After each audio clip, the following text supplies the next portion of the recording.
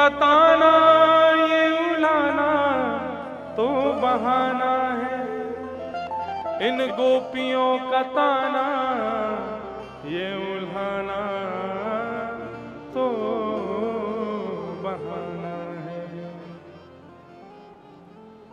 ये सब गोपियां झूठे झूठे ताने लेकर के जा रही हैं। एक गोपी बोली, मैया तुम्हारा लाला पता कहा कर है? मैया बोली कहा कर है? जैसी हमारो दूध काढ़वे को समय होवे वहां से पहले हमारे बछड़ा बछियान को खोल के भाग जाए, सबरो दूध बछड़ा बछिया पी जाए, हमें मिले ही ना है। और इतना ही ना करे तुम्हारो लाला, स्तेयम चोरी करे। मैया बोली मेरे लाला पे गलत आरोप मत लगाओ। बोलो मैया हम सच बता रही हैं, घर घर जाके चोरी करे तुम्हारो लाला। कैसे चोरी करे? काय की चोरी करे? बोले मक्खन की चोरी करे, दही की चोरी करे। यशोदा मैया जोर से हंसी। बोले मक्खन की चोरी करे लाला? बोले हाँ हाँ, जैसे मेरे यहां तो मक्खन होवे ही ना है। 9 लाख गायें हैं मेरे, मक्खन को भंडार है, दही को भंडार है। लाला पूरे दिन मक्खन में सो सके नहा सके, इतना मक्खन है। तुम्हारे घर चोरी करेगा? और यदि कभी मेरे लाला ने तुम्हारे घर को मक्खन खा लियो तो तुम चोरी को आरोप लेके आई हो, बताओ कितना चाहिए, तुम्हारे घर भिजवा दूंगी। गोपी बोली मैया तुम बुरा मत मानो, हम नाराज थोड़ी रही हैं, हम तो बस इतना कह रही हैं अभी मक्खन चुरा रहो, कल को कुछ और चुराए हो तो तुम समझा लो लाला को। एक गोपी बोली मैया चोरी करवे तक तो ठीक है, लेकिन मरकान भोक्षण, तुम्हारो लाला तो मक्खन खावे, ग्वाल बालन को खवावे, और यो ना कि नेकात बच जाए तो वाकू हमको छोड़ जाए, वाकू बंदरन को खवा दे। एक गोपी बोली तेरे यहां तो बंदरन को खवाए होगो, मेरे यहां कहा कियो? बोले कहा कियो? बोले मरकान भोक्षण विभजति सचिन नात्री भांडम भिनत्ति। तुम्हारे यहां तो बंदर को खवाया होगो, तुम्हारे यहां ग्वाल बालन को, मेरे यहां तो ग्वाल बालन ने खाया हो, कन्हैया ने खाया हो, बंदरन ने खाया हो, फिर भी बच गए हो तो का कियो? बोले मटकी फोड़ दी, जमीन में फेंक दी, पूरे मक्खन को लेप कर दियो घर में। सोई कहा भयो? बोले मैं यमुना जल लेकर के जैसे ही मैंने घर में पाम धरो, पाम में जैसे ही मक्खन मिलो, सोई कहा भयो? बोले बिना बैलगाड़ी के तांगा बन गई मैं, ऐसी फिसल के गई सीधे, और उठूं गिरूं उठूं गिरूं उठूं गिरूं, मैया खिसक खिसक के बाहर आई मैं। ऐसा उधम मचावे तुम्हारो लाला। जब ये बात सुनी तो मैया को लगा सच में मेरे लाला ने ऐसा किया। बोले हाँ मैया। एक गोपी पीछे से बोली अरे ज्यादा मत कहो, कहीं क्रोध नहीं करे। अब तो चुप रहे, करन दे तभी तो कन्हैया आवे वो। एक गोपी बोली मेरी सुन लो, मेरे यहां कहा कियो? बोले तेरे यहां कहा कियो? बोले मेरे पतिदेव को जन्मदिन, मैं पंजीरी भूज रही वादना सत्यनारायण की कथा ही हमारे घर पे, सोई तुम्हारो लाला उछल तो कूद तो भयो आयो, बोलो भाभी जी कहा कर रही हो? मैंने की लाला पंजीरी भूज रही हूँ, भोग बना रही हूँ, आज सत्यनारायण की कथा है घर में, चल जा तू भी नहा के आ, जल्दी आ जाइयो, भैया को जन्मदिन है आज। मोसो बोले सत्यनारायण कौन है? मैंने की जय जय है भगवान। सो कमर पे हाथ धर के बोले सबसे बड़े जय जय तो हम हैं, हम तो बड़ा जय जय कोई ना है भाभी, तुम हमारी पूजा कर लो। तो मैंने ने एक मजाक में ऐसे ही ने थप्पड़ सो धर दियो, चल चल रे बने जय जय, नहावे ना धोवे बदबू आवे तो मैं चल चलो जाए यहाँ से। सो टेढ़ो सो मुंह करके बोले भाभी आज तुमने असली जय जय को अपमान किया है, तुमको बदला भोगना पड़ेगा। अब मैंने तो हंसी में ले ली बात, लेकिन तुम्हारो कन्हैया ने कहा कियो? बोले बाहर ते कुत्ता के 2 पिल्लान ने उठा लायो और सत्यनारायण भगवान के सिंहासन पर बिठा के, और जाते हुए बोलो भाभी ने एक सत्यनारायण भगवान को पूछ लियो तुम्हें याद कर रहे। मैं दौड़ के गई तो देखी सत्यनारायण भगवान बीच में बैठे, दोनों तरफ पिल्ला बैठे हैं। परमानंद दास को ठाकुर लायो पिल्ला घेर। ऐसो ऐसो उधम मचावे तुम्हारो लाला। और तो और क्या कहें, भगवान की एक गोपनीय बात भी यहां कह दी। बोले मैं हनादि निवास्तव, तुम्हारे लाला को जा घर से मक्खन ना मिले ये क्या करें? बोले वाह घर में जामे और वाह के चूल्हा जा में रोटी सब्जी बने, बाप पे बैठ के और गानों गा दें। गानों गा दें मतलब सब करिया में चूल्हे पे बैठ के पूरे दिन हम भोजन ही ना बन पावे हमारो। मैया बोली मेरो लाला ऐसो ना कर सके। बोले मैया ना विश्वास करो तो बुलाओ अपने लाला, पूछो। मैया ने आवाज दी, अरे कन्हैया लाला जल्दी आ। ठाकुर जी पलना में सोए थे। रात में मैया आंखन में काजर लगा दे, लाला की आंखन की रोशनी तेज होगी। सवेरे जैसी मैया की आवाज सुनी, मैया बुला रही है, सो ठाकुर जी पलना में से उठे और ऐसे अपनी आंखन को मीड़न लगे तो महाराज काजल पूरा जगन्नाथ भगवान जैसी आंख है गई ठाकुर जी की। एक पाम बाहर रखो, दूसरा रखो, पाजीवन से छुम छुम आवाज करते हुए ठाकुर जी नीचे उतर के जा रहे हैं। बालक को सुबह उठती मैया चाहिए, माँ की गोद चाहिए। ठाकुर जी उतर करके आ रहे, मैया को खोज रहे, मैया तू कहाँ है, मैया तू कहाँ है। इतने में ही देखो इतनी सारी गोपी खड़ी हैं बाहर, और ठाकुर जी जैसे ही गए आंखों का काजल फैला है, अभी सो के उठे हैं, बाल बिखरे हुए हैं। ठाकुर जी चोटी बांधते हैं सिर में और चोटी के बीच में एक मोर पंख, ऐसा ठाकुर जी का श्रृंगार। अब वो चोटी पूरी विचित्र हो रही है, मोर पंख टेढ़ा सा हो रहा है, आंखों का काजल फैल रहा है, ऐसे सुंदर लाल जी लग रहे हैं। दूर खड़ी खड़ी गोपियां ठाकुर जी की नजर उतार रही हैं, अरे हमारो लाला दिख गए हो। मैं बालक यदि बहुत भीड़ देख ले तो डर जाता है। ठाकुर जी गए और जाकर के यशोदा मैया के पल्लू में अपना मुंह छुपा लिया और उसमें से देख रहे हैं गोपियों को, ये सब कौन है, यहाँ क्या कर रही हैं। मैया ने लाला को हाथ पकड़ो, क्यों रे लाला, ये सब कह रही हैं तू चोरी करे। मैया मैं तेरी सौं खा के कहूं मैंने चोरी ना करी। जब मैया लाला को डांटन लगी तब सब गोपी बोली, अरे हम तो ऐसे ही कह रहे हैं, अब लाला से आप ज्यादा कछु मत कहो, क्योंकि उनको दर्शन हो गया। और दर्शन करके सब लाला को अपने नेत्रन में बसा के वहां से चली गई। ये प्रेम है ब्रज की गोपियों का। और इन्हीं गोपियों के साथ में 3 वर्ष बाद 7 वर्ष की उम्र में ठाकुर जी ने रास किया, उसको लोग काम लीला कह देते हैं। कैसे हो सकता है बंधु, ये गोपियां कौन हैं? ये रामावतार में दंडकारन वन के वो संत हैं जिनको राम जी ने दर्शन नहीं दिया। प्रभु राम जब रावण को मार करके वापस आने लगे, पुष्पक विमान में बैठे, तो हनुमान जी ने आकर के कहा, प्रभु दंडकारन वन के संत आपकी प्रतीक्षा में हैं, कुछ क्षण के लिए दर्शन देने चलो।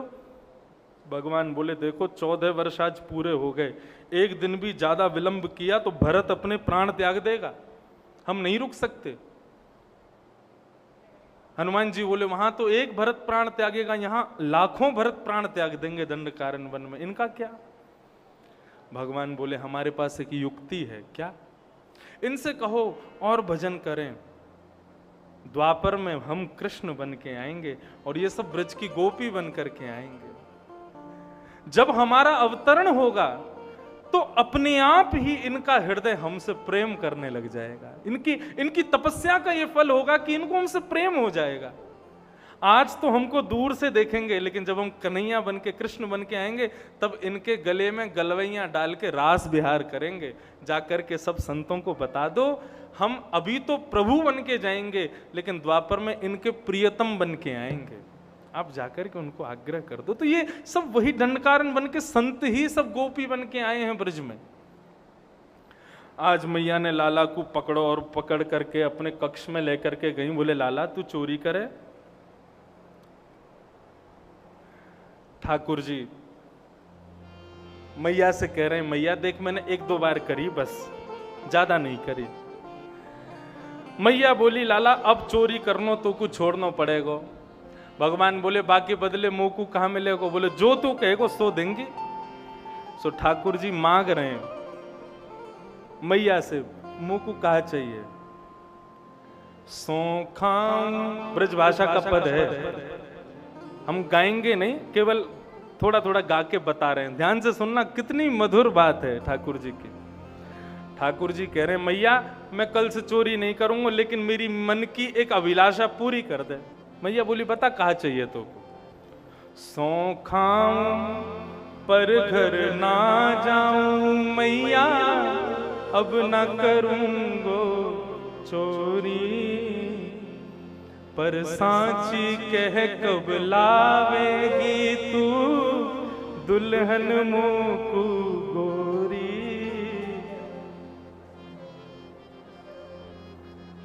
नन्हे से कन्हैया कह रहे हैं मैया मुंह को दुल्हन कब लावे।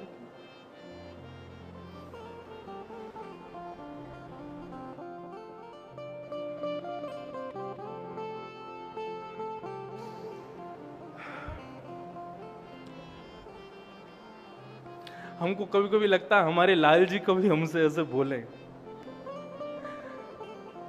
हर वर्ष उनका जन्मोत्सव मनाते हैं ना, तो लोग कहते हैं महाराज जी लाल जी को ब्याह कब करोगे। मैंने कि जा देना लाल जी बोल देंगे ना कि मेरे ब्याह कर दो, वही देना कर देंगे।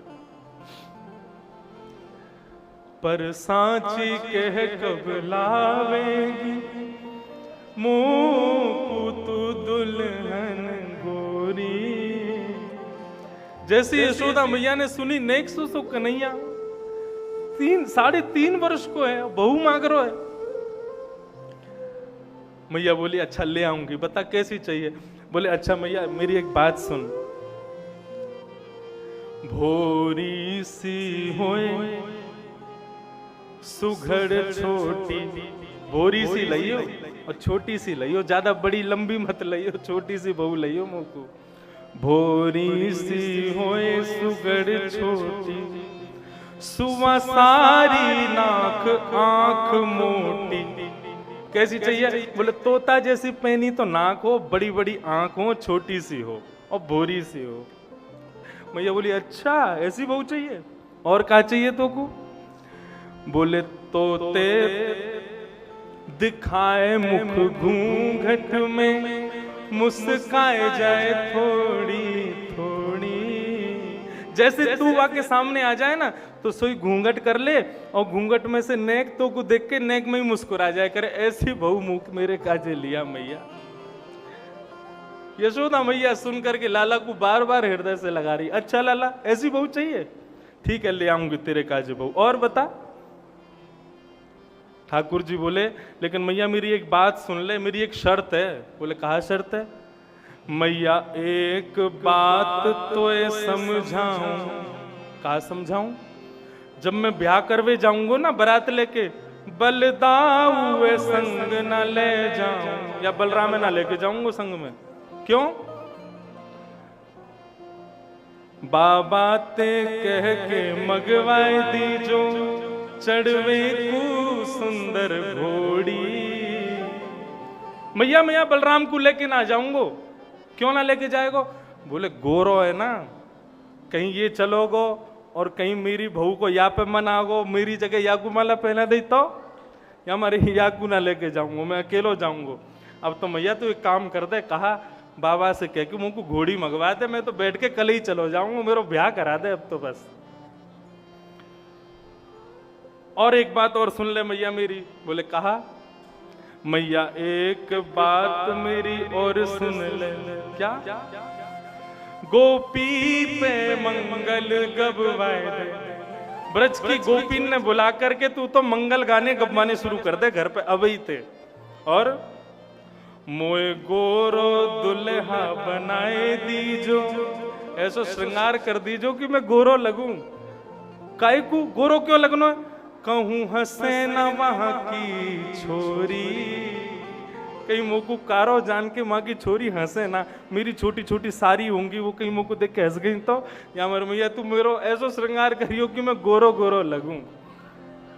ऐसी मेरी बात तू मान ले मैया। सौ खाऊं पर घर ना जाऊं मैया, अब ना करूंगो चोरी। मेरी ये बात मान ले, मैं सौ खा के कहूं मैं कभी चोरी नहीं करूंगा। यशोदा मैया ने हृदय से लगाया ठाकुर जी को। आकाश में खड़े हुए देवता पुष्प वर्षण कर रहे हैं, दंडवत प्रणाम कर रहे हैं। यशोदा मैया तेरे भाग्य की कही ना जाए, जिसके डर के कारण तीनों लोग थर थर कांपते हैं। तेरे तेरे चरणन में बैठ करके ऐसी भूरी भूरी बातें न कर रहा है। मैया तेने कौन सा पुण्य किया अपने जन्म में जो तुको ऐसो लाला पायो है। तीनों लोग को स्वामी तेरे घर आयो है। ऐसी ठाकुर जी की मधुर लीला। इतने में मैया ताल बजाने लगी और ताल सुन करके ठाकुर जी नृत्य करने लगे। मैया मुझको बहू लेके आवेगी। बोले लेके आऊंगी। और ऐसा भाव वर्णन कर रहे हैं। आहा ठाकुर जी नृत्य कर रहे हैं और यशोदा मैया ताल बजा रही हैं। किस बात की खुशी में? बोले बहू आवे वारी है। नाचे नंद लाल नचावे हरि की मैया, नाचे नंद लाल नचावे हरि की मैया, नाचे नंद लाल नचावे हरि की मैया, नाचे नंद लाल नचावे हरि की मैया, नचावे हरि की मैया, नचावे प्रभु की मैया, नचावे हरि की मैया, नचावे प्रभु की मैया, नचावे हरि की मैया, नचावे प्रभु की मैया, नचावे हरि की मैया, नचावे प्रभु की मैया, ओ नाचे नंद लाल नचावे हरि की मैया, नाचे नंद लाल नचावे हरि की मैया, नाचे नंद लाल नचावे हरि की मैया, नाचे नंद लाल नचावे हरि की श्री राधा रमण लाल की।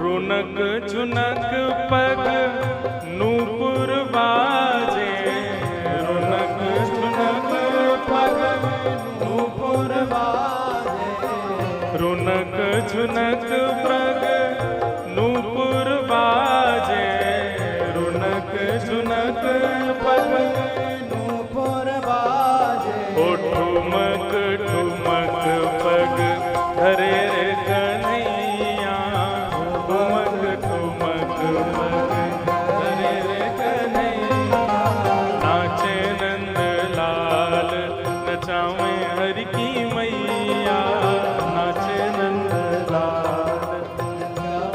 और धोती न पहरे लाला पजामा न पहरे, धोती न पहरे लाला पजामा न पहरे, धोती न पहरे लाला जामा न पहरे, धोती न पहरे लाला जामा न पहरे, पीतांबर को है बड़ो रे पहरैया, पीतांबर को है बड़ो रे पहरैया, नाचे नंद लाल नचावे हरि की मैया, नाचे नंद लाल नचावे हरि की मैया, ओ नाचे नंद लाल नचावे हरि की मैया। नाचे नंद लाल नचावे और हरि की मैया, टोपी न पहरे लाला पेटा न बांधे, टोपी न पहरे लाला फेटा न बांधे, टोपी न पहरे लाला पेटा न बांधे, टोपी न पहरे लाला फेटा न बांधे, मोर मुकुट को है बड़ो रे पहरैया, मोर मुकुट को है बड़ो रे पहरैया, नाचे नंद लाल नचावे हरि की मैया, नाचे नंद लाल नचावे हरि की मैया, ओ नाचे नंद लाल नचावे हरि की मैया, नाचे नंद लाल नचावे बोल हरि बाल कृष्ण लाल की।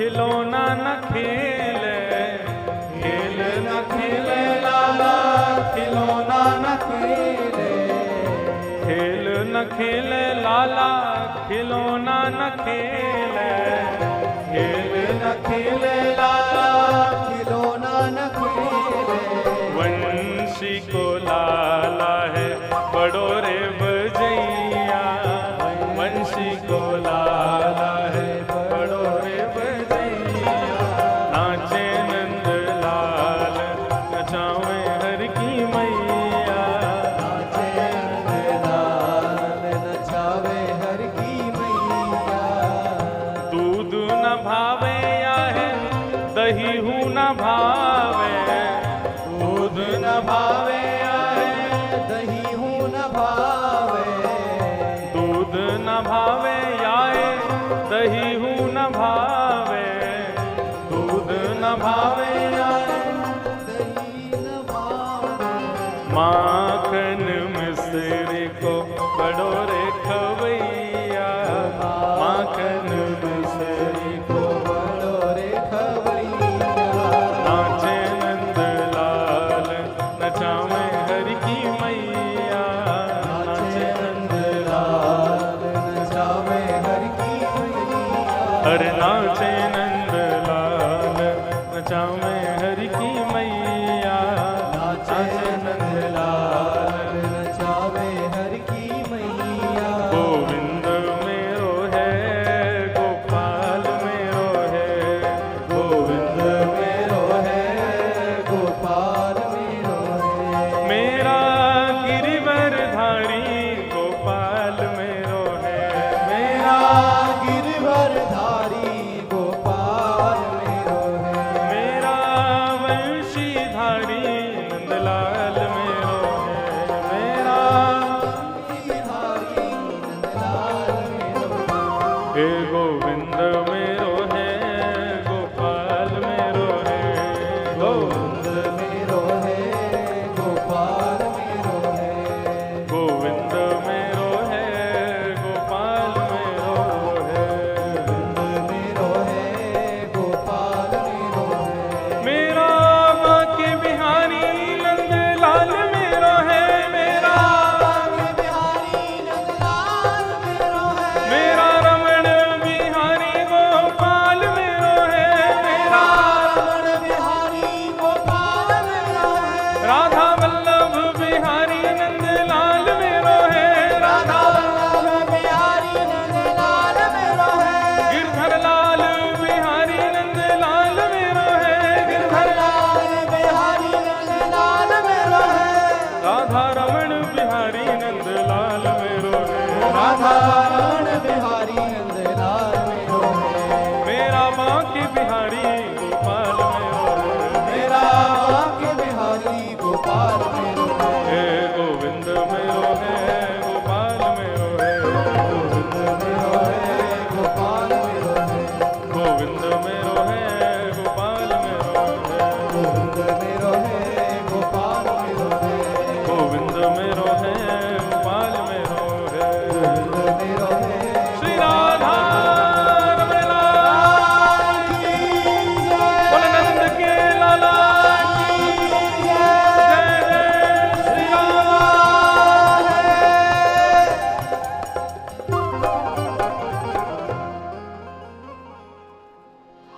बाल लीला गोपाल की सबको ही अति भावे रे, ऐसी ठाकुर जी की बाल मधुर लीलाओं का वर्णन। आगे फिर दामोदर प्रसंग की लीला आती है। ठाकुर जी मैया एक दिन दही बिलो रही थी तो ठाकुर जी जाकर के मैया की गोद में बैठ गए। मैया तो को तेरो दूध प्यारो लगे कि तेरो पूत प्यारो लगे, बता दोनों में अच्छो कौन लगे। मैया बोली मेरे को तो मेरो लाला ही प्यारो लगे।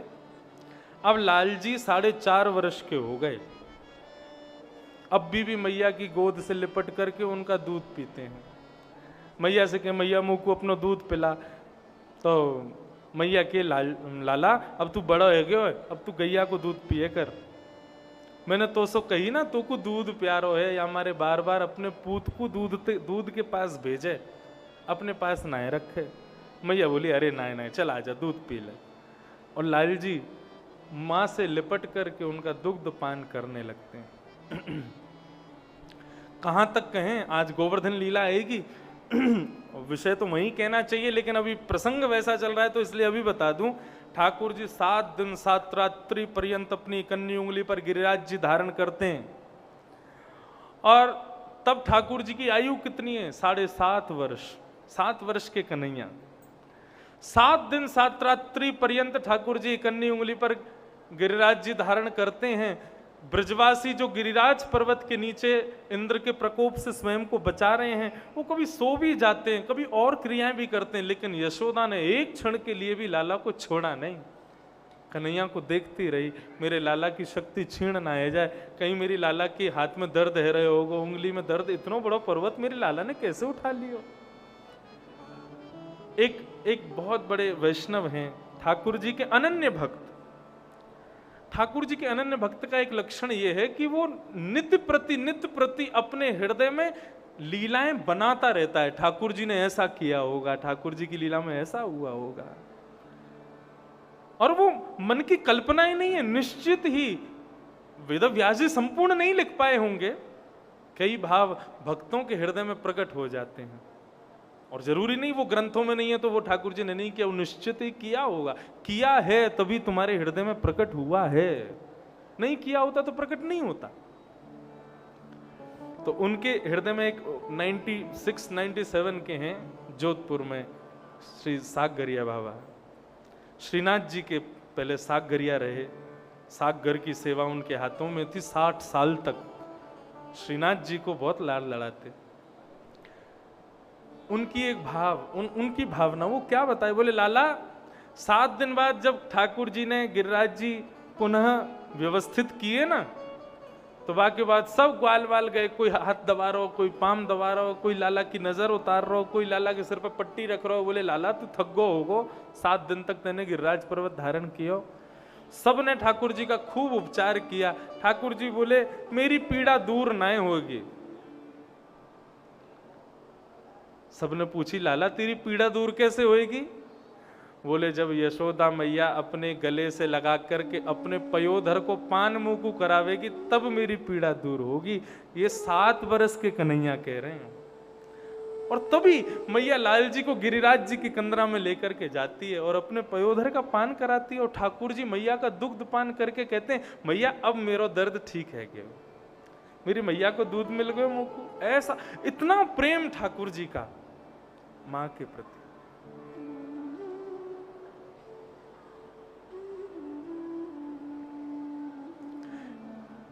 आज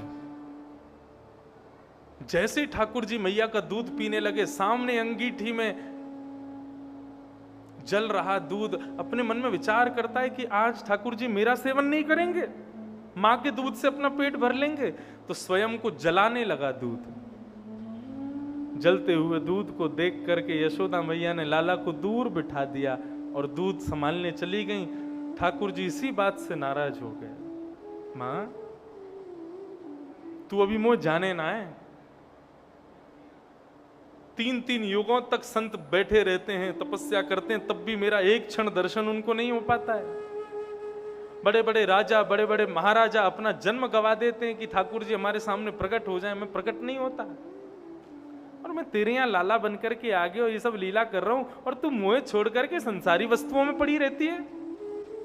रुक जा, मेरे तेरे बीच में जो आवेगा वाकू नष्ट कर दूंगा।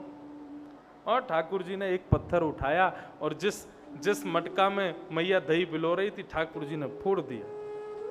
और इतना ही नहीं, ठाकुर जी को इतना व्यवधान लगा कि ये सब मेरी मैया के बीच में आते हैं, मुझसे ज्यादा प्रेम मैया इनसे करती है। ठाकुर जी ने डंडा उठाए, सारे गौरस भंडार के मटके फोड़ दिए, घी दूध दही सब बहने लगा। ध्यान से सुनना, यशोदा है जीवात्मा और कृष्ण है परमात्मा। जब परमात्मा कृपा करके जीवात्मा के पास आता है ना, किस रूप में? आप सबके घर में लड्डू गोपाल जी के रूप में, आपके मंदिरों में सब में ठाकुर जी बैठे हैं। ये ठाकुर जी कृपा करके आए हैं। लोग कहते हैं महाराज जी हम वृंदावन गए थे, वहां से लड्डू गोपाल खरीद लाए। मुझको इतना कष्ट होता है ये सुन के। लड्डू गोपाल खरीद के लाए हो? तुम्हारी इतनी सामर्थ्य, तुम गोपाल जी को खरीदोगे?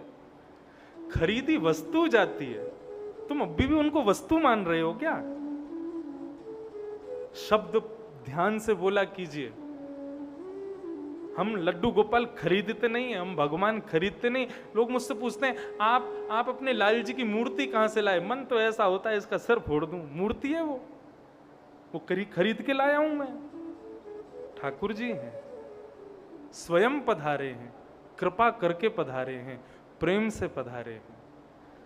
कभी भी किसी को कहो अपने गोपाल जी के बारे में, ऐसा नहीं कहना खरीदे, ऐसा कहना महाराज जी हम वृंदावन से ठाकुर जी संग पधारे हैं, हमारे संग आए हैं। ये भाव, शब्दों की मर्यादा। वास्तव में तुम खरीदते नहीं हो उनको। ठाकुर जी जिस दिन अपना निर्माण करवाते हैं ना, उसी दिन अपना घर चुन लेते हैं। मुझे कहां जाना है? बोले इंदौर में फलाने फलाने व्यक्ति के घर अपनी सेवा करवानी है। अब वो व्यक्ति वृंदावन आएगा। ठाकुर जी ने क्योंकि मन बना लिया तो तुमको वृंदावन जाना ही पड़ेगा, और तुम नहीं जाओगे तो किसी के द्वारा आ जाएंगे, आएंगे वो तुम्हारे पास। अब जैसे ही तुम वृंदावन आओगे और उस दुकान के आगे से निकलोगे जहां ठाकुर जी विराज रहे हैं, जैसे ही तुम उनके आगे से निकलोगे, ठाकुर जी तुरंत तुम्हारे मन में अपनी छाप छोड़ देंगे, और आप फिर पीछे आकर के फिर देखोगे गोपाल जी। अंदर जाओगे, बोले गोपाल जी चाहिए हमको।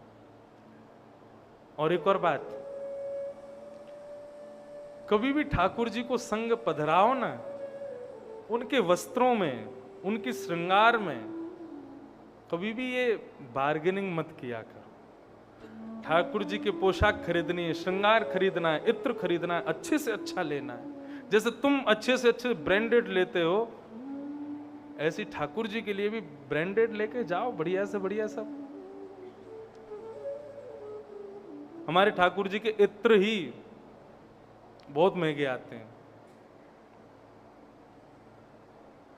एक एक ग्राम इत्र जिनकी रकम 4-4 हजार है, वो ठाकुर जी के लिए 10-10 ग्राम आते हैं सेवा में। तभी तो ठाकुर जी खिलते हैं, तभी तो ठाकुर जी बोलते हैं, तभी तो ठाकुर जी अनुभव कराते हैं। जब तुम अपनी सेवा में कटौती करोगे, ठाकुर जी बोले अरे कंजूस है। भाव से करो। ठाकुर जी कभी खरीद नहीं सकते आप, ठाकुर जी कृपा करके आते हैं आपके यहाँ।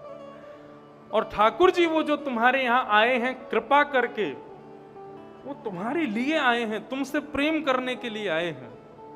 यदि तुम उन्हीं को गॉड मानोगे, उन्हीं को सूक्ष्म मान करके बाकी की वस्तुओं को प्रधानता दोगे, तो ठाकुर जी 2 स्थिति करते हैं, या तो हमेशा के लिए तुम्हारा त्याग कर देंगे, या फिर वो वस्तु जो बीच में व्यवधान बनेगी उसको नष्ट कर देंगे। 2 काम।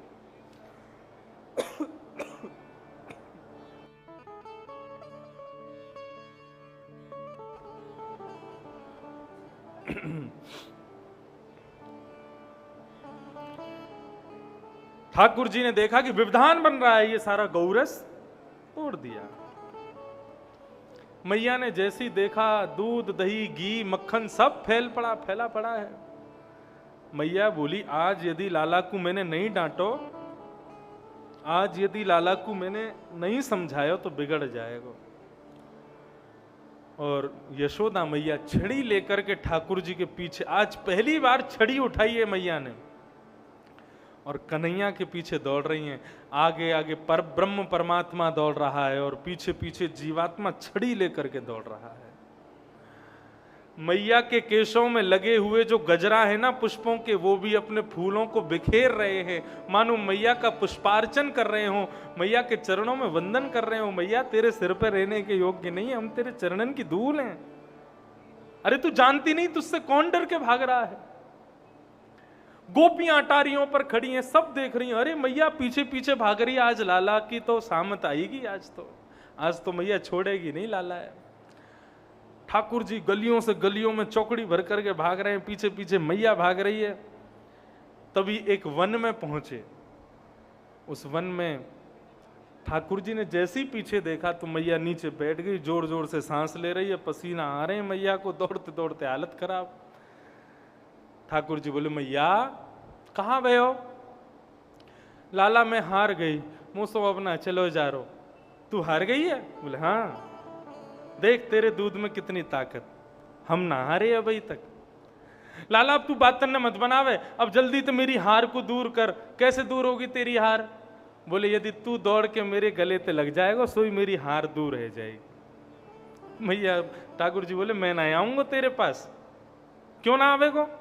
बोले तेरे हाथ में छड़ी लग रही है, या छड़ी से तू मुंह को मारेगी, या के डर के मारे मैं ना आ रहा।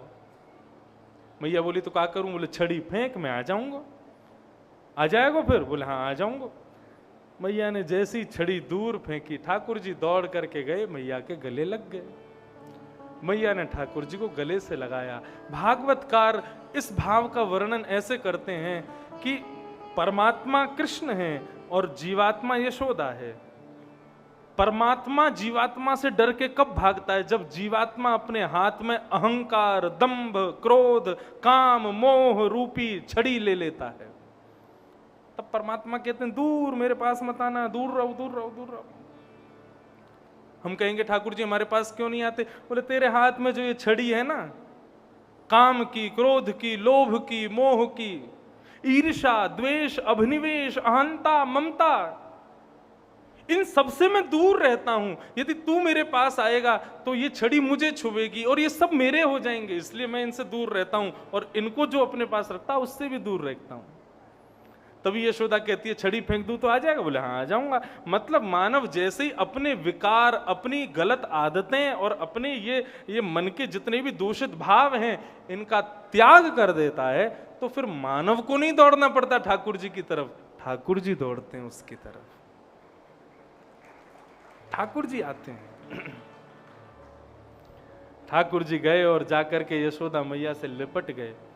मैया ने आंखों का रंग बदला, चेहरे का ढंग बदला और कन्हैया का पकड़ा हाथ, बोले चल अब आया तू पकड़ में, चल अब। मैया तेने मुझसे झूठ बोलो, तू बोली हार दूर होगी, तू मुझको पकड़ के ले जा रही है। मैया तेरो इतनो भरोसा लाला, देखियो मेरा कैसा कोमल हाथ है, देखियो मेरे कैसे कोमल चरण, कितने कोमल मेरे गाल, तू मुझसे मारेगी, तू मुझको डांटेगी मैया? बोले सब कोमल है तेरो, बातन ने मत बनावे, अब चल आज तू को पकड़ के बांधूंगी मैं। और यशोदा मैया ठाकुर जी को लेकर के गई और जाकर के ऊखल से बांधने लगी। जैसी ऊखल से बांधे तो सब बताते हैं कि रस्सी छोटी हो जाती है। क्यों? ठाकुर जी कभी बंधन में बंध ही नहीं सकते, उनको कोई बंधन बांध ही नहीं सकता। ठाकुर जी को कौन बांध सकता है? जो स्वयं स्वच्छंद है। बंधन का निर्माण जिसने किया है वो बंधन में कैसे बंध सकता है? लेकिन तभी यशोदा मैया के मुखमंडल को ठाकुर जी देखते हैं, प्रश्वेत के बिंदुओं को देखते हैं, और मैया के मुखमंडल में जो ठाकुर जी के प्रति भाव है उस भाव को जब ठाकुर जी देखते हैं, इतने में ही मैया रस्सी से ठाकुर जी को बांध देती हो, ठाकुर जी बंध जाते हैं। ठाकुर जी सोचते हैं क्यों बंध गया मैं? बोले मुझे दुनिया में कोई नहीं बांध सकता, केवल प्रेमी भक्त ही मुझे बांध सकता है। अहम भक्त पराधीन। एक कवि कहते हैं, इंसान कहे कि मैं बड़ा तो धरती पर तू क्यों खड़ा? उड़ने लग जा आकाश में, बड़ा है तो क्यों खड़ा है धरती पर? और धरती कहे कि मैं बड़ी तो शेष के सर पर क्यों पड़ी? शास्त्रानुसार धरती शेष नाग के सिर के ऊपर विराज रही है। शेष कहे कि मैं बड़ा तो शंकर जी के गले में क्यों पड़ा? शंकर जी कहें कि मैं बड़ा तो कैलाश पर जाकर क्यों बसा? कैलाश कहे कि मैं बड़ा तो रावण के डर से क्यों खलबला? रावण कहे कि मैं बड़ा तो बाली की कांख में क्यों दबा? बाली कहे कि मैं बड़ा तो श्री राम के बाण से क्यों मरा? और यदि श्री राम कहें कि मैं बड़ा तो भक्तों के हृदय में क्यों बसा? अहम भक्त पराधीन। सबसे बड़ा कौन? प्रेमी भक्त। भगवान कहते हैं उससे बड़ा कोई नहीं संसार में, क्योंकि वो मुझे भी बांधने की सामर्थ्य रखता है, मैं उसके लिए बंध जाता हूं।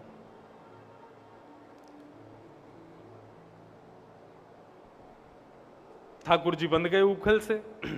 दो वृक्ष यमलार्जुन के वृक्ष नंद भवन में थे। दोनों कुबेर के पुत्र हैं, नलकुवर और मणिग्रीव। नग्न स्नान कर रहे थे नदी में। नारद जी को आते देखा, तब भी इन्होंने वस्त्र धारण नहीं किए, मद्यपान करके स्नान कर रहे थे। नारद जी ने श्राप दे दिया, बोले बहुत नग्न रहने का शौक है, जाओ वृक्ष बन जाओ। लेकिन क्रोधोपि देवेन वरेण तुल्यम।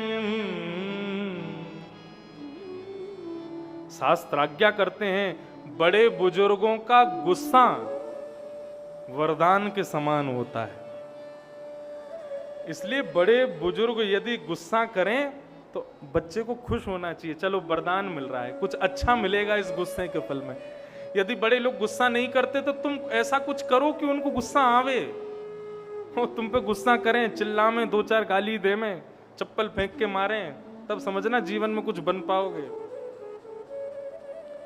क्रोधापि देवेन वरेण तुल्यम। बड़े लोगों का क्रोध वरदान के समान होता है।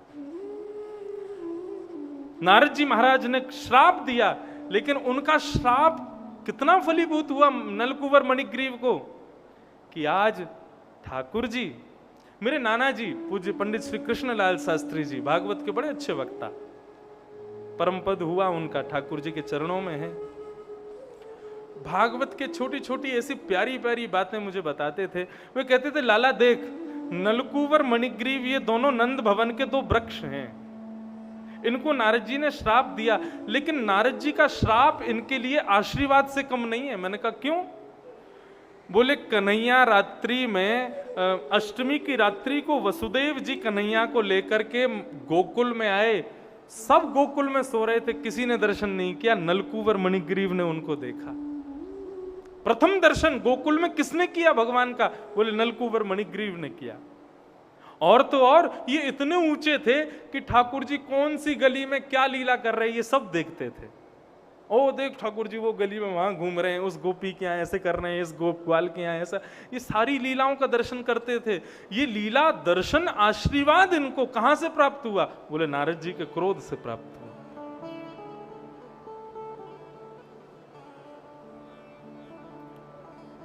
इसलिए बड़े लोगों को गुस्सा आ जाए, प्रसन्न हो जाना, हाँ वरदान मिल गया। एक बार मैं बता रहा था कथा में, तो एक लड़का वो क्या करे, पांव तो मैं छूने देता नहीं, जैसे ही मैं मंच से नीचे उतरूं तो मेरी धोती खींचता। एक दिन खींची, और मैंने कहा अरे भाई ये क्या करते हो? दूसरे दिन उतरा तो फिर खींची, उसको मैंने पकड़ा, मैंने क्या करता है तू? मैंने पांव छूता नहीं है, ऊपर से धोती खींचता है। बोले आपको गुस्सा दिला रहा हूं, आप गुस्सा करोगे वो वरदान बन जाएगा। मैंने कहा जय हो तेरी। मैंने कहा ऐसा गुस्सा भी नहीं दिलाना है।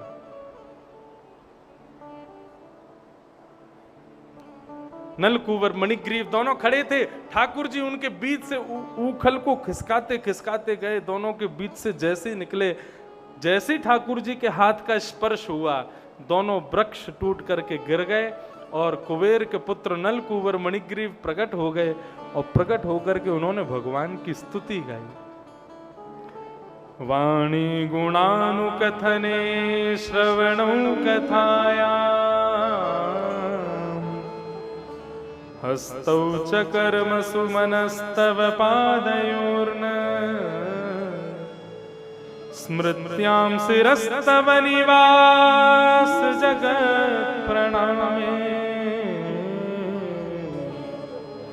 दृष्टि सतां दर्शनेस्तु भवत्तनूनां।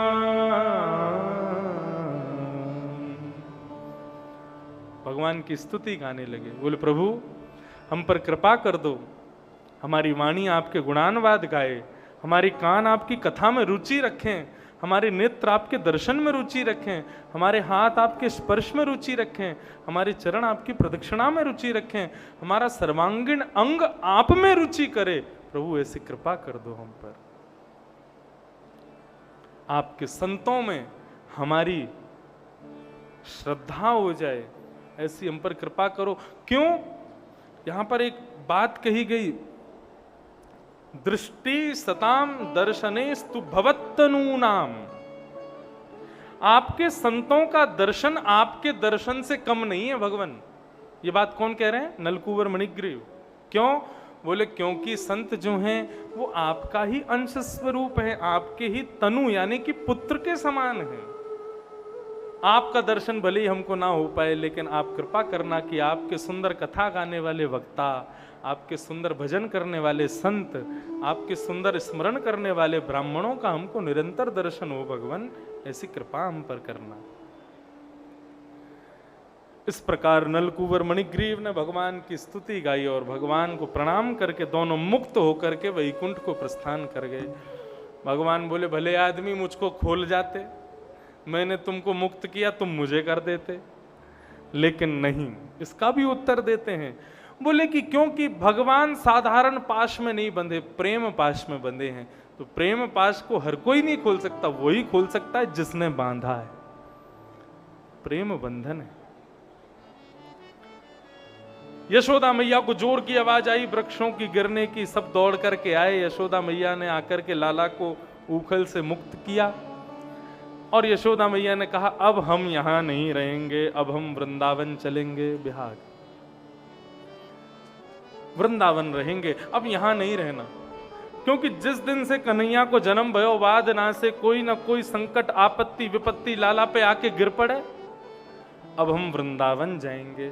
नंद बाबा के भैया ने बताया, एक नवीन वन है। किसका वन? बोले, वृंदायाह तुलसी ही वनम, वृंदावनम। वृंदावन का दूसरा अर्थ क्या है? भगवान कृष्ण का एक नाम है वृंदाव। क्या नाम है? वृंदाव। ठाकुर जी का नाम है।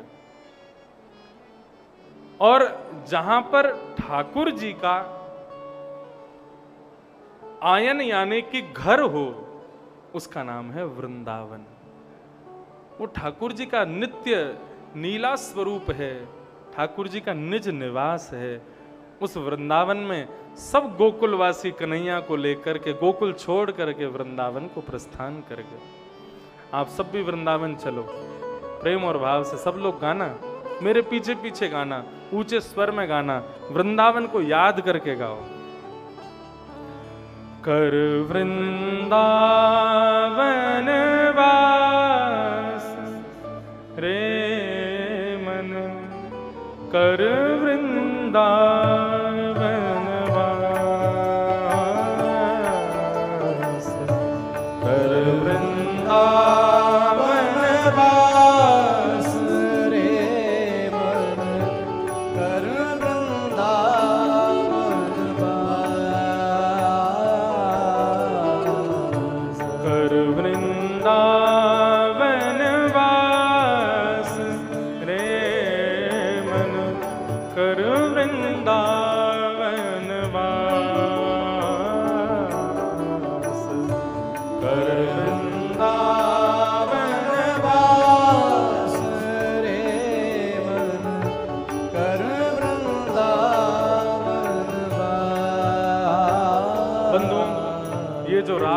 बिहाग राग है, और इस राग को सुनकर के ना ठाकुर जी को नींद आने लग जाती है। ये ठाकुर जी के शयन में गाया जाता है ये राग। मैं बस इतना कहना चाहता हूं कि ये पद जो अभी गाया जा रहा है ना, इसको अपने शयन में नित्य गाया करो, अपने ठाकुर जी को सुनाया करो। क्योंकि हम अपने घर में ठाकुर जी को सुलाते हैं, इंदौर आदि में ठाकुर जी सोते नहीं है। ठाकुर जी तो शयन वृंदावन में ही करते हैं। पूरे दिन आपके घर में रहते होंगे, लेकिन जैसे ही आप उनको लिटा देते हो, पर्दा कर देते हो, सोई वो गायब हो जाते हैं। कहाँ जाते हैं? सीधे वृंदावन पहुंचते हैं, वहीं रहते हैं। तो ठाकुर जी को ये भाव सुनाया करो, ठाकुर जी को सुलाया करो। आहा, हाँ, राधा राधा रटहु निरंतर, राधा राधा रटहु निरंतर, राधा राधा रटहु निरंतर, राधा राधा रटहु निरंतर, प्रतिक्षण प्रतिपल श्वास रे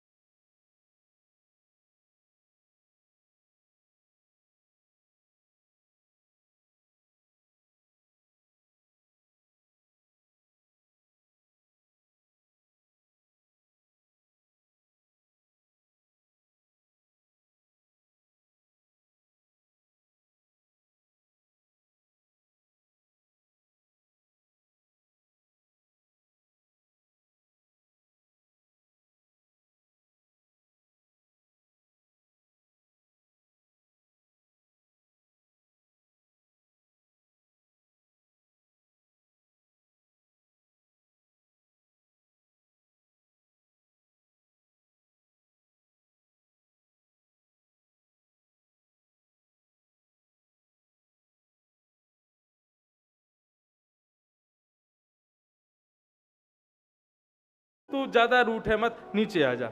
ठाकुर जी बोले नहीं, अब तो मैं वही गेंद लेके आऊंगा। और इतना कहते ही ठाकुर जी ने छलांग मार दी काली देह में। यहाँ काली देह में ठाकुर जी ने छलांग मारी, वहां नंद भवन में यशोदा मैया का जी घबरा रहा है। ठाकुर जी भीतर प्रवेश कर गए। कालिया नाग सो रहा था। उस कालिया नाग के फण पर अपने पाद प्रहार करके उसको जगाया। कालिया नाग जैसे ही उठा, उसने उठ करके देखा एक नन्हा सा सुंदर सा बालक सामने। कालिया नाग बोला, तुम जीवित कैसे हो अभी तक? मेरे इस क्षेत्र के ऊपर से पंक्षी भी चला जाता है तो विष की सुगंध से मर जाता है, तुम अभी तक जीवित कैसे? हम इंसान होते तो हमें कुछ होता ना, हम तो परमात्मा है। रुक जा, अभी तेरी परमात्मा गिरी निकालता हूं। जैसे ही कालिया नाग ने फण मारा, ठाकुर जी ने उसका फण पकड़ करके उसके सर के ऊपर अपना पाद प्रहार किया और उसके 101 फण, वो 101 फण से अपनी जीभ निकालता है। जिस जीभ को निकालता है ठाकुर जी उसी पर अपना चरण रखते हैं। इतनी द्रुत गति से कालिया नाग अपनी जीभ निकाल के ठाकुर जी को डस रहा है। ठाकुर जी उतनी द्रुत गति से अपने चरणों को कालिया नाग के सिर पर यहां से वहां घुमा रहे हैं। आकाश में खड़े हुए देवताओं को लगा ठाकुर जी तांडव नृत्य कर रहे हैं। इंद्र मृदंग बजाने लगे, ब्रह्मा जी मंजीरा बजाने लगे, वरुण जी सितार बजाने लगे, सब गाजे बाजे बजाने लगे, तांडव कर रहे हैं। ठाकुर जी ऐसा दर्शन कर रहे हैं। नृत्य करते करते करते करते करते जब ठाकुर जी ने देखा कालिया नाग के मुख से रक्त निकल रहा है, नाग पत्नी ने आकर के भगवान की स्तुति गाई। बोले, भगवान हमारे पति को छोड़ दो। भगवान ने कालिया नाग को मुक्त किया। रमणक द्वीप में चले जाओ, वहीं जाकर के रहो, मेरी यमुना को छोड़ दो। और कालिया नाग प्रणाम करके यमुना से रमणक द्वीप को प्रस्थान कर गया। बोलो कालिया मर्दन भगवान की जय। 2 बार अग्नि लगी वृंदावन में। दोनों बार अग्नि का पान ठाकुर जी ने किया। एक बार सबके देखते हुए किया, एक बार सबको सबकी आंखें बंद करके किया। आगे फिर मासों का वर्णन और प्रत्येक ऋतु में ठाकुर जी कैसी लीला करते हैं, क्या क्या भाव रखते हैं, वो सब बताया गया। फिर भागवत का एक मधुरतम गीत यहां पर आता है जिसका नाम है वेणु गीत। बंधुओं, ये अद्भुत गीत है वेणु गीत। ये गोपियों ने सबसे पहला गीत गाया भागवत में। अब ठाकुर जी पौगंड अवस्था में प्रवेश कर गए हैं। अब ठाकुर जी धीरे धीरे 6-7 वर्ष की आयु के हो गए हैं। अब लाल जी जब गैया चराने के लिए वन में जाते हैं, सुंदर अलकावलियां, घुंघराले केश ठाकुर जी के मुखमंडल पर शोभायमान होते हैं। तिरछी नजर से ठाकुर जी इधर उधर देखते हुए जब चलते हैं, गैया को चराते हुए जाते हैं। और गोपियां जब उस सुंदर दृश्य को देखती हैं, उस सुंदर दृश्य को देखते हुए गोपियां कहती हैं, अक्षणवतां फलमिदं न परम विदाम सख्य प्रसूननुविवेशयितोर्वयस्यै वक्त्रं व्रजेश सुतयोरन्वेजुष्टं यैर्वा निपीतमनुरक्तकटाक्षमोक्षम्। आहा, बहुत सुंदर। बंधुओं, अभी तक आप वात्सल्य प्रेम सुन रहे थे, अब आएगा वास्तविक प्रेम गोपियों का। गोपियां कहती हैं, हमें आंख मिली हैं, तो इन आंखों के मिलने का हमारा कर्तव्य क्या है? ठाकुर जी ने देखने के लिए आंख दी है, तो इन आंखों से हम ऐसा क्या देखें जिससे आंख मिलना सार्थक हो जाए? तब गोपियां कहती हैं, वक्त्रम ब्रजेश सुतयो। बोले, ये जो नंद नंदन ब्रजजन चंदन, जो हमारे नंद नंदन ठाकुर जी हैं ना, इनको जब तक तुमने आंखों से नहीं देखा ना, तो आंख मिलना तुम्हारा सफल होगा ही नहीं। जीवन में एक संकल्प धारण कर लो, क्या मैं अपने जीवन में एक बार तो सही अपने नेत्रों से ठाकुर जी को जरूर देखूंगा, ठाकुर जी का दर्शन जरूर करूंगा। कैसे ठाकुर जी? केसर तिलक मोतिन की माला वृंदावन के वासी नेह लगाए त्याग गए तृण सम डार गए गल पासी अखियां हरि दर्शन की प्यासी हरि दर्शन की प्यासी अखियां हरि दर्शन की प्यासी गाइए हरि दर्शन की प्यासी अखियां हरि दर्शन की प्यासी देखो चाहत कमल नयन को देखो चाहत कमल नयन को देखो चाहत कमल नयन को देखो चाहत कमल नयन को निस दिन रहत उदासी ओ निस दिन रहत उदासी बंधुओं एक बात कहूं ये आंखें रोज उदास सी क्यों रहती हैं क्योंकि इनको जिसको देखना है वो इनको दिखा नहीं है आप स्विट्जरलैंड चले जाओ अमेरिका चले जाओ लंदन चले जाओ ऑस्ट्रेलिया चले जाओ भारत में कश्मीर चले जाओ मनाली चले जाओ शिमला चले जाओ लेकिन फिर भी ये आंखें हमारी प्यासी ही रहती हैं हमेशा इनको फिर भी संतुष्टि नहीं होती और दिखाओ हम क्या करते हैं घूम फिर करके मनाली वगैरह ही दिखाते रहते हैं इन आंखों को वास्तव में सत्य बताना आज सवेरे जब ठाकुर जी यहाँ स्नान कर रहे थे आंखों को शांति मिल रही थी कि नहीं ऐसा नहीं लग रहा था कि ये दृश्य जाए ना अब यहां से आज कथा महाराज जी यहीं बैठ के सुना दो इनके बगल में ही इनको बैठे रहने दो इनको निहारते रहें और इनका दर्शन करते रहें क्यों ऐसा लग रहा है मानो जैसे आंखों को कोई ठंडे पानी से धो रहा है क्या इतनी शीतलता प्राप्त हो रही है निस दिन रहत उदासी ओ निस दिन रहत उदासी निस दिन रहत उदासी अखियां हरि दर्शन की प्यासे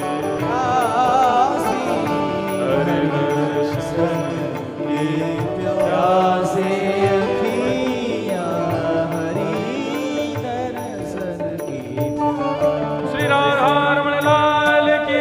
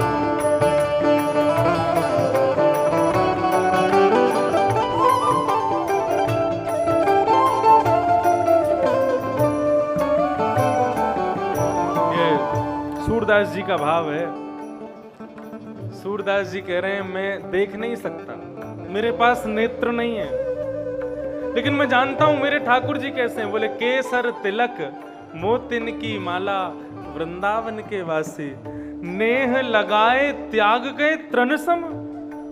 मुझे अपने प्रेम में फंसा के ऐसे छोड़ के चले गए जैसे कोई तिनका को छोड़ के चले गए हो। तिनका मत समझना, सूरदास हूं मैं। दूसरी वाक्य में क्या कह रहे हैं? काहू के मन की को जानत, लोगन के मन हासी। काहू के मन की को जानत, लोगन के मन हासी। काहू के मन की को जानत, लोगन के मन हासी।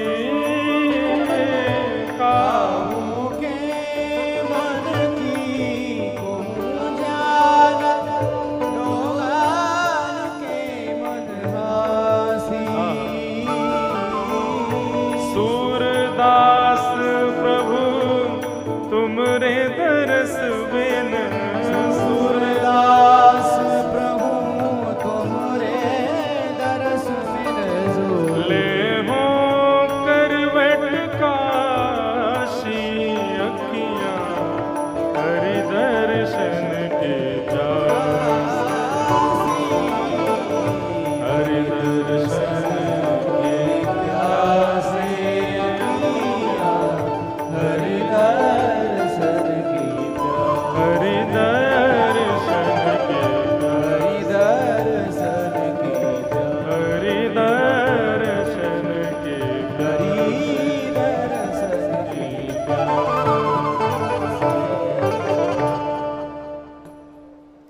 सूरदास प्रभु तुमरे दरस बिन।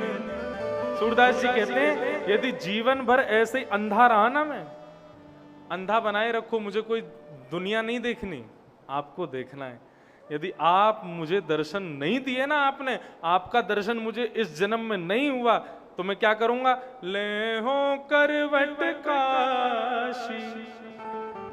काशी में एक कुआं है, उस कुएं में नुकीली कुछ धार ऐसी हैं कि लोग उसमें जब कूदते हैं तो उनका शरीर छन्नी हो जाता है, मर जाते हैं, आत्महत्या कर लेते हैं लोग।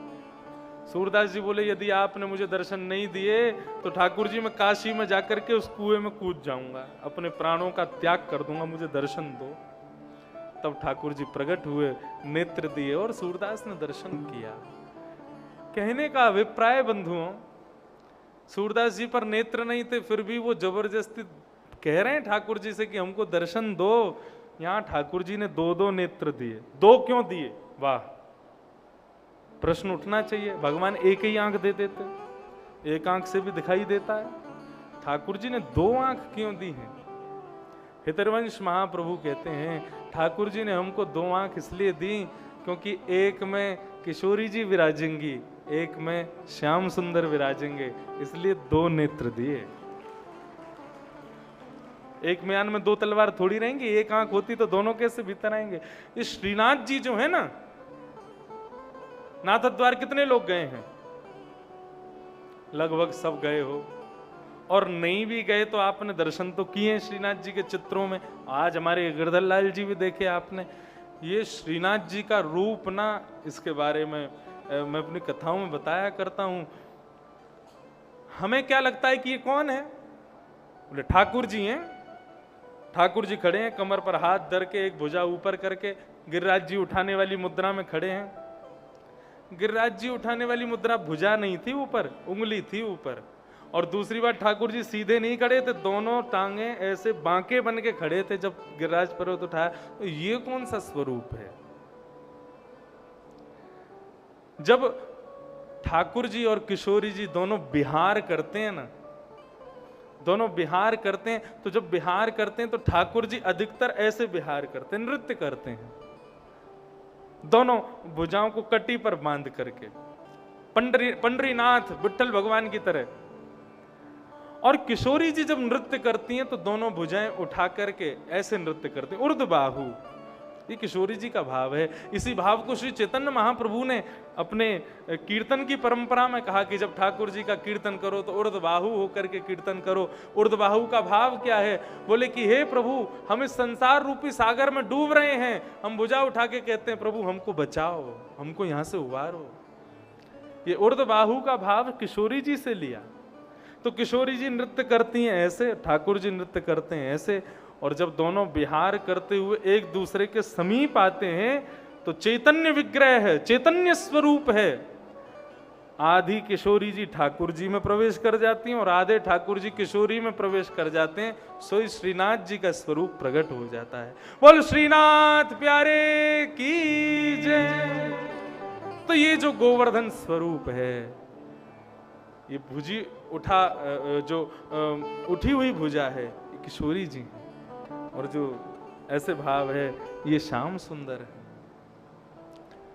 इन नेत्रों का यही धर्म है कि अपने नेत्रों में ठाकुर जी को बसाओ, ठाकुर जी का दर्शन करो।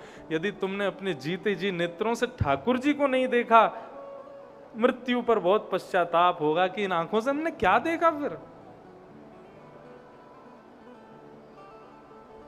ठाकुर जी का दर्शन। वेणु गीत बहुत मधुर है। गोपियों ने वेणु गीत के माध्यम से, वेणु गीत कैसा है, इतना भाव है वेणु गीत का। ठाकुर जी वन में गैया चराते हैं, वंशी बजाते हैं, उस वंशी की ध्वनि को जब गोपियां सुनती हैं तो गोपियों के नेत्र बंद हो जाते हैं और हृदय पटल पर ठाकुर जी का दर्शन होने लग जाता। ठाकुर जी कैसे गैया चरा रहे हैं, कैसे यमुना जलपान कर रहे हैं। वेणु गीत का भाव आता है, ठाकुर जी यमुना जल कैसे पीते हैं, कैसे जल पीते हैं। इतना सुंदर भाव है कि जब छोटे छोटे बछड़ा बछिया अपना मुख यमुना जी में डुबा करके अपनी जीभ से यमुना जल पीते हैं तो ठाकुर जी देखते हैं, वाह ये बहुत अच्छी स्टाइल है, हम भी ऐसे ही पिएंगे। तो ठाकुर जी भी नीचे झुक जाते हैं और अपने ओष्ठ को यमुना जी में डुबा करके और फिर तिरछी नजर से उस बछड़े को देखते हैं और फिर ठाकुर जी अपने ओष्ठों से उस जल का पान करते हैं और ठाकुर जी के ओष्ठ का स्पर्श करके वही जल वो बछड़ा पान करता है। इतना सुंदर स्वरूप ये वेणु गीत में गोपियां वर्णन करती हैं। श्री राम कृष्ण चरण स्पर्श प्रमोद, गोवर्धन का वर्णन करती हैं। अरे कितना सौभाग्यशाली है गोवर्धन, जब कन्हैया गैया चराते हुए इस गिरिराज पर्वत पर चढ़ते हैं, जैसे ही ठाकुर जी का चरण स्पर्श पाता है गिरिराज, तो गिरिराज जी पर जितने भी वृक्ष वल्लरी हैं ये साधारण वृक्ष नहीं है, ठाकुर जी के स्पर्श से उठने वाले रोए हैं गिरिराज जी के। ये गोवर्धन के रोए खड़े हो गए हमारे कन्हैया का स्पर्श पाके। गोपियां वर्णन करती हैं, गोपियां वर्णन करती हैं जब कन्हैया वेणु का नाद करते हैं तो बछिया बछड़ा जो अपनी माँ का दूध पी रहे हैं थन लगा करके, उस बछड़ा को कितना भी खींचो माँ का थन छोड़ता नहीं है। लेकिन जब कान्हा की वंशी सुनता है, हमारे नंद लाला की वंशी सुनता है, तो मुख में थन है लेकिन वो पीना भूल जाता है, दोनों कान उठा करके ठाकुर जी की वंशी सुनने लगता है। वन के हिरण घास चर रहे हैं, लेकिन जब कन्हैया वंशी बजाते हैं ना तो घास चरते चरते मुख में घास लगी हुई है और हिरण नेत्र बंद करके अपने कान उठा करके ठाकुर जी की वंशी का नाद सुनते हैं। मतलब जब कन्हैया वेणु वाद्य करते हैं ना तो केवल मानव ही नहीं, जड़ चेतन सब ठाकुर जी के उस वेणुनाद पर मोहित हो जाते हैं। एक दिन ठाकुर जी वंशी बजा के लौटे, गैया चरा के लौटे, एक गोपी ने पकड़ा, कन्हैया तुम वंशी क्यों बजाते हो? भगवान बोले क्यों ना बजाऊं? बोले मैं इसलिए कह रही हूं क्योंकि जब तुम बंशी बजाते हो ना तो हमारा खाना नहीं बन पाता, भोजन नहीं बन पाता घर में। भगवान बोले क्यों नहीं बन पाता? अरे गोपी ऐसी मीठी मधुर बंसी सुन के तो तेरा भोजन खट्टो भी मीठो बनता होगा। गोपी बोली खट्टे मीठे की बात दूर बन ही नहीं पाता। बोले क्यों ना बन पावे? बोले कन्हैया तुम्हारी वंशी सुन करके हम तो अचेत हो ही जाती हैं, लेकिन जब नेत्र खोल करके देखती हैं तो अग्नि को बुझा हुआ पाती हैं। क्यों? क्योंकि तुम्हारी वंशी का नाद सुन करके वो चूल्हे में जल रही लकड़ी में से भी पानी प्रकट हो जाता है, वो भी बुझ जाती है। इसलिए कन्हैया मुर हर रंधन समय मां कुरु मुरली रवम, जब हम भोजन बनाती हैं तब तुम वंशी मत बजाया करो।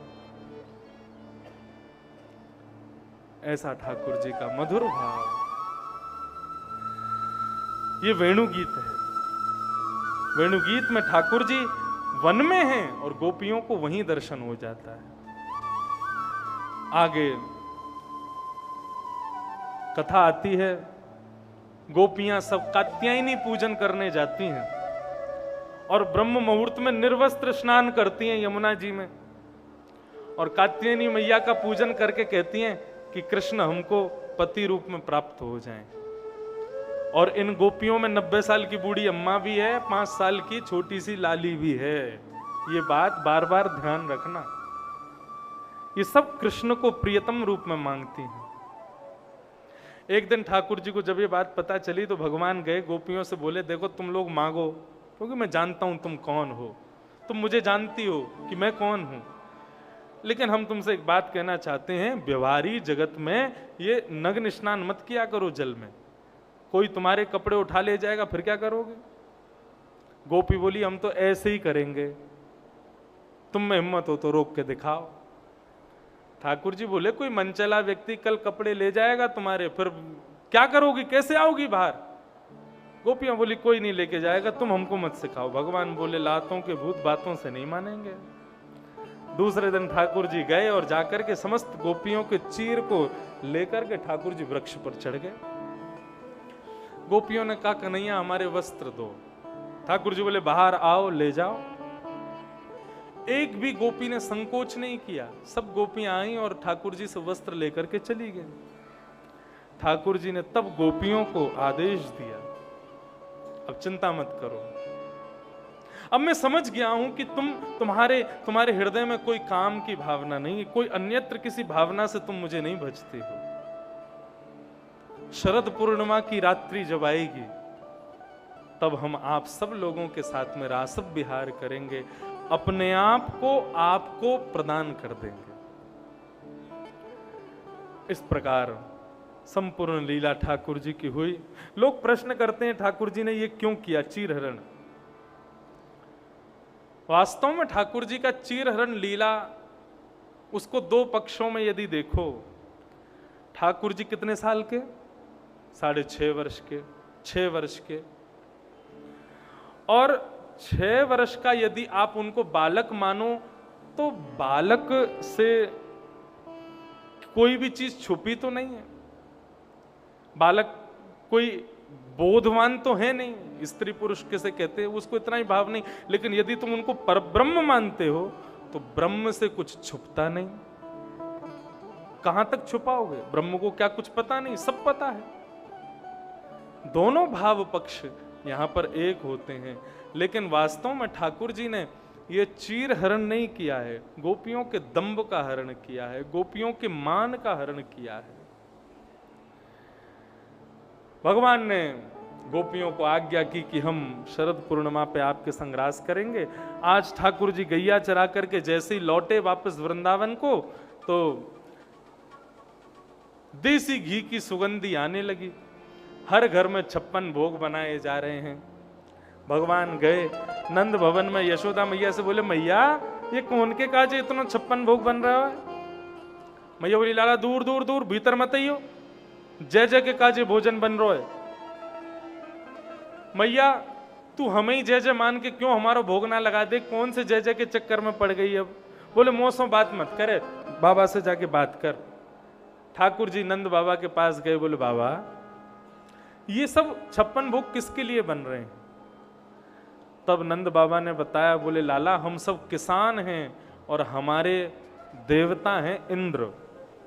साल में एक बार हम प्रसन्न होकर के इंद्र की पूजा करते हैं, 56 भोग लगाते हैं, तो इंद्र प्रसन्न होकर के अतिवृष्टि अनावृष्टि इन सब का ध्यान रखते हैं। भगवान बोले, मतलब हम इंद्र की पूजा नहीं करेंगे तो इंद्र हमारे खेत में वर्षा नहीं करेगा, यही कहना चाहते हो आप? नंद बाबा बोले, हाँ यही कहना चाहे। तो बाबा एक काम करो, अपने खेत के 2 भाग कर दो, आधो मुझे दे दो, आधो अपने पास रखो। मैं पूजा नहीं करूंगा, तुम करो। इंद्र को तुम्हारे खेत में ही वर्षा करनी होगी, मेरे में नहीं करे। लाला ऐसा कैसे संभव हो जाएगा? तो बोले, बाबा मैं वही बात कह रहा हूं, आप देवतान के भरोसे पड़े हो, कर्म पे विश्वास नहीं करते। देव देव आलसी पुकारा, जो देवताओं के भरोसे पड़ा रहता है, अपने कर्म स्वयं नहीं करता है, वो आलसी माना जाता है। कर्मणा जायते जन्तु कर्मणैव विलीयते, सुखम दुखम भयं क्षेमं कर्मणैवाभिपद्यते। पिताजी, कर्म बलवान है, आप कर्म करो, देवों के भरोसे क्यों पड़े हो? और यदि इंद्र की पूजा केवल इसलिए करते हो क्योंकि इंद्र वर्षा करता है, तो फिर वायु की भी पूजा करो, वो हमें श्वास देता है। वरुण की भी पूजा करो, हमारी प्यास बुझाता है। सूर्य की भी पूजा करो, हमें रोशनी देता है। चंद्रमा की पूजा करो, हमें शीतलता देता है। ऐसे अगर करने लगे ना पिताजी, 33 करोड़ देवता हैं, सबकी पूजा करो, पूरा जीवन इसी में ही निकाल दो अपना। लाला, तू कहा कहना चाहे, अपने मन की बात बता। ठाकुर जी बोले, देखो, फल की प्राप्ति कर्म से होती है, ना कि देवताओं के दर दर भटकने से। और यदि तुम्हें देवताओं के पास जाना ही है, तो इतने सारे देवता हैं, इन सब के पास कब तक भटकोगे? इन सबके मूल आधार हैं नारायण, और वो नारायण हमारे ब्रज में बने बैठे हैं श्री गोवर्धन नाथ, उनकी शरण में चलो।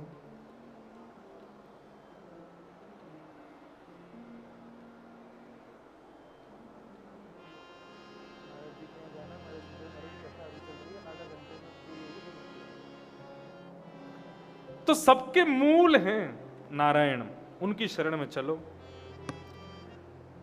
ब्रजवासी बोले, लाला तू आजकल को बालक हमारे इंद्र की पूजा छुड़वा रहे हो हमसे, कहा गारंटी है तेरे भगवान की पूजा करवे में? बोले, अच्छा मुझको ये बताओ, आपने इंद्र के कभी दर्शन किए? बोले, नहीं किए। तो बोले, मेरे भगवान को आपको दर्शन होएगा, या भाव से मेरे संग चलो। सब ब्रजवासी बोले, शर्त लगा ले लाला, यदि तेरे देवता ने हमको दर्शन नहीं दियो ना, साल भर को अनाज नंद बाबा देंगे फिर हर घर में। नंद बाबा बोले, लाला मैं तो जानू ना हूं, तू अपने बल पे कह दे। बाबा मेरी जिम्मेवारी है, गिरिराज जी प्रकट होंगे, दर्शन देंगे, और तुम सबके घर की सामग्री पाएंगे, तुम चलो तो सही। एक ब्रजवासी बोलो, इंद्र नाराज है गयो तो? बोले, इंद्र नाराज है गया तो जिनकी शरण में जा रहे हो वो तुम्हारी रक्षा करेंगे, चलो। आप तुम्हारा सब ब्रजवासी 56 भोग सजा करके जा रहे हैं गोवर्धन पूजा करने के लिए। 56 भोग सजाए हैं और सब गोवर्धन को जा रहे हैं। गिरिराज धरण प्रभु तुम्हारी शरण, गिरिराज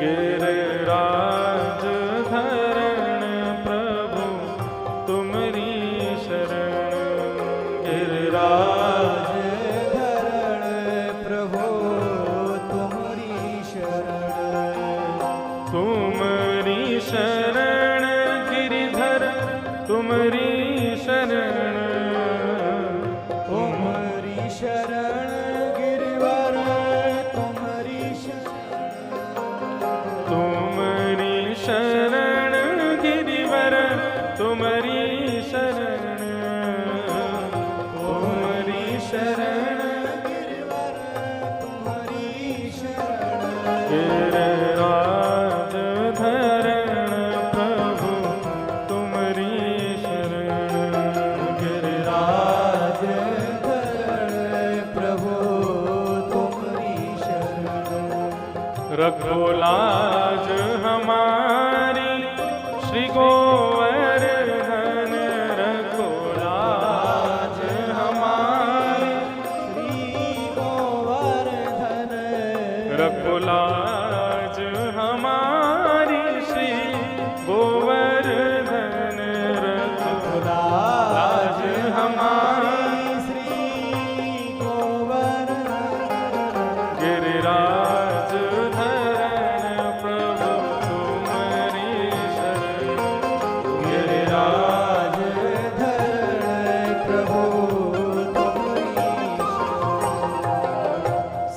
ब्रजवासी 56 भोग लेकर के पहुंच गए गोवर्धन, और 56 भोग सजा करके सब ठाकुर जी के सन्मुख पधरा करके गोवर्धन की परिक्रमा लगाने के लिए जा रहे हैं। अब हमारे जो मुख्य यजमान हैं वो अभिषेक होगा ना, अभिषेक होगा, हाँ, ठाकुर जी का मंगल 56 भोग यहाँ पर सजा है। ठाकुर जी के सन्मुख वो 56 भोग पधराएंगे और मंगल में श्री गोवर्धन उत्सव का आनंद हम आप सब लोग लेंगे। सब ब्रजवासियों ने 56 भोग सजाए। सबने आंख बंद करके ठाकुर जी से प्रार्थना करी कि हे ठाकुर जी प्रकट होके हमारे भोग को स्वीकार करो। सब आंख बंद करके प्रार्थना कर ही रहे थे कि इतने में ही 4 भुजा वाले श्री गोवर्धन प्रकट हो गए और प्रकट होकर के लाओ ब्रजवासियों भोग, लाओ ब्रजवासियों भोग, लाओ ब्रजवासियों भोग।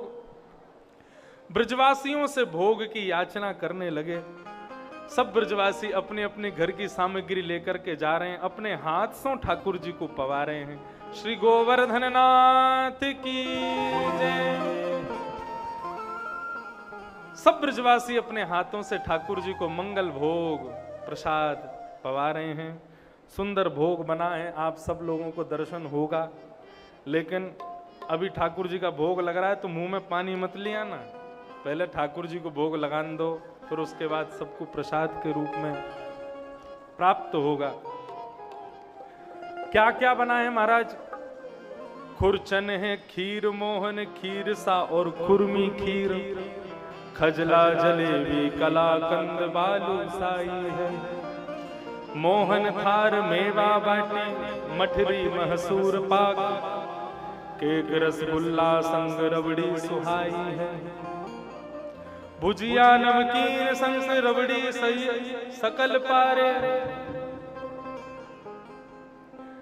गुंजिया समोसा पापड़ पकौड़ी बनाई है, मधुप श्याम नंद बाबा लेकर सब सामग्री, लेकर गिराज आज भोग में सजाई है।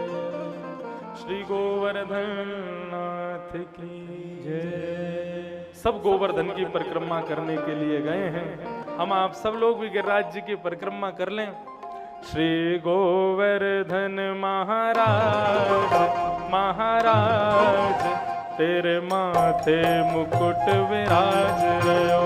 श्री गोवर्धन महाराज महाराज, तेरे माथे मुकुट विराज रयो। श्री गोवर्धन महाराज महाराज, तेरे माथे मुकुट विराज रयो।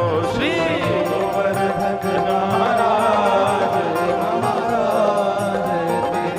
माथे मुकुट विराज। देखो यहाँ इंदौर में बैठे बैठे बढ़िया करताल बजा के गाओगे तो गिरिराज जी की परिक्रमा का फल यहीं प्राप्त होगा।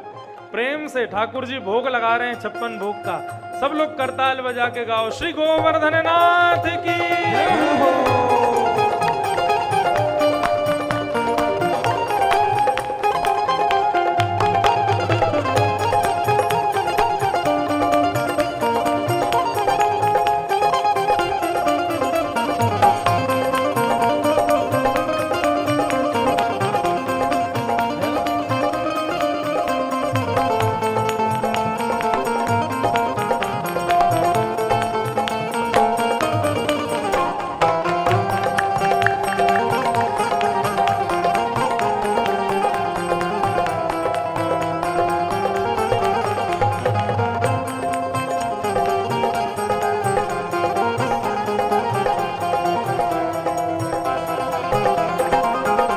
तो पे पान चढ़े तो पे फूल चढ़े, पान चढ़े तो पे फूल चढ़े, तो पे पान चढ़े तो पे फूल चढ़े, पान चढ़े तो पे फूल चढ़े, तो पे पान चढ़े तो पे फूल चढ़े, तो पे पान चढ़े तो पे फूल चढ़े, तो पे पान चढ़े तो पे फूल चढ़े, पे पान चढ़े तो पे फूल चढ़े, तो पे चढ़े ओ तो पे चढ़े हाथों पे चढ़े दूध की धार, आधार तेरे माथे मुकुट विराज रहो। हाथों पे चढ़े दूध की धार हो धार, तेरे माथे मुकुट विराज रहो। श्री गोवर्धन महाराज, महाराज तेरे माथे मुकुट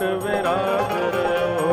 गोवर्धन महाराज, महाराज तेरे माथे मुकुट विराज रहो। तेरे माथे बिंदारोरी को, माथे बिंदारोरी को, तेरे माथे बिंदारोरी को, माथे बिंदारोरी को, और थोड़ी पे, और थोड़ी पे, और थोड़ी पे हीरा लाल, हाँ लाल तेरे माथे मुकुट विराज रहो। और थोड़ी पे हीरा लाल हो लाल, तेरे माथे मुकुट विराज रहो। श्री गोवर्धन महाराज, महाराज तेरे माथे मुकुट विराज रहो। गोवर्धन महाराज, महाराज श्री गोवर्धन नाथ की।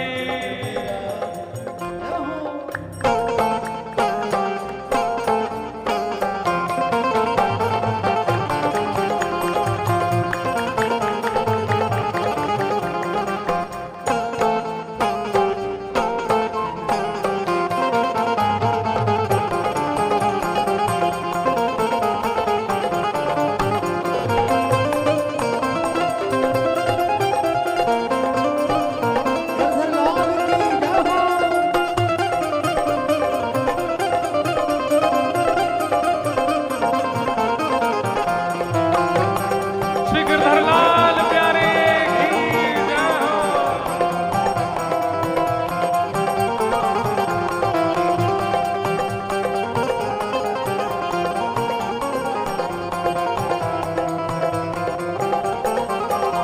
तेरी सात, आज आरती नीचे से ही होगी, नीचे ही चलो।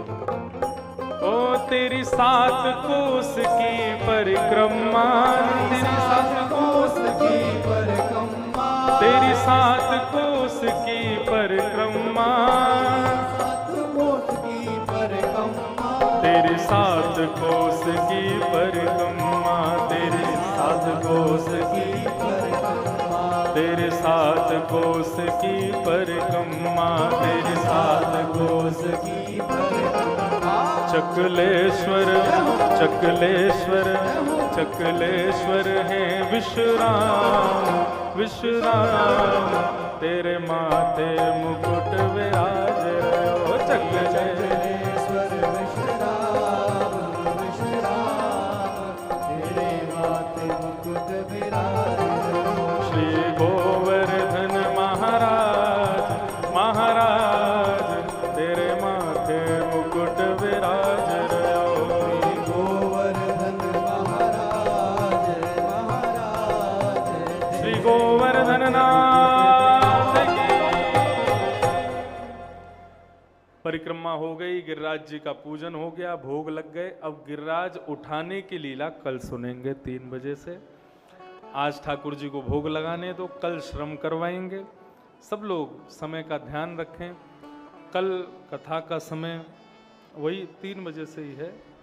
परसों का समय 9 बजे से सुबह है, विश्राम है परसों। सब लोग समय का ध्यान रख के आएंगे। कल पुनः मिलेंगे। सब लोग मंगलमयी गिरिराज लाल जी की आरती अपने अपने स्थान पर खड़े होकर के गाएंगे।